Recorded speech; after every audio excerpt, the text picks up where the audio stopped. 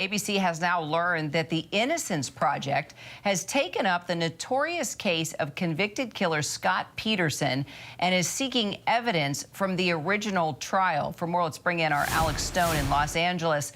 Alex, I can't believe it's been 20 years since the death of Laci Peterson. You and I both covered this story. I did when I was a reporter there in Los Angeles. What kind of evidence are we talking about, and where do you see this going? Well, we're just beginning right now, Kira, to go through this document that we have obtained exclusively that shows that the Innocence Project is now at least beginning to take up this case of Scott Peterson, asking for evidence from the original trial, saying that they want to look through that evidence.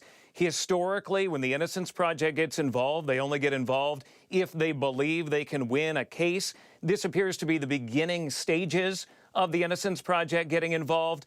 Some of the evidence they lay out of a burglary near the Peterson home around that time, making the allegation that maybe, at least it's been out there, we know the Peterson family has talked about it before, that maybe somebody else committed this crime, killing Laci Peterson and their unborn child on Christmas Eve in 2002. The fingers were pointed at Scott Peterson. His family has always claimed he didn't do it. It appears with this filing that the Innocence Project will be making that claim. Well, let's just go back to his young wife. 27 years old, she was pregnant, and all the evidence after her death that led right to him and why he was convicted.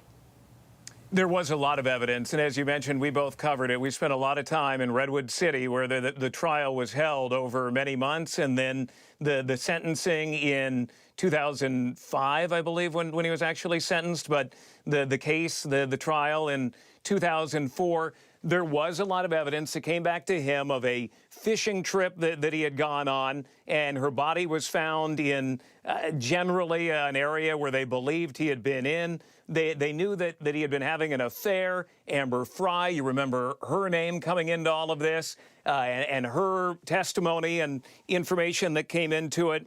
There was quite a bit of evidence to convince a jury. Now, in the last year or so, his family and he have really made the claim that he is innocent.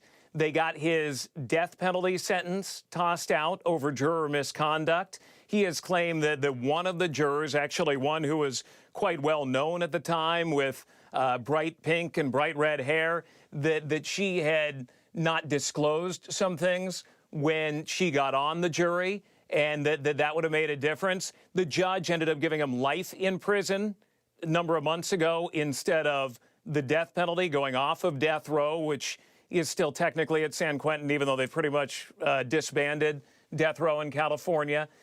So there have been a lot of changes to his case here in the last year or so, but this is a big development.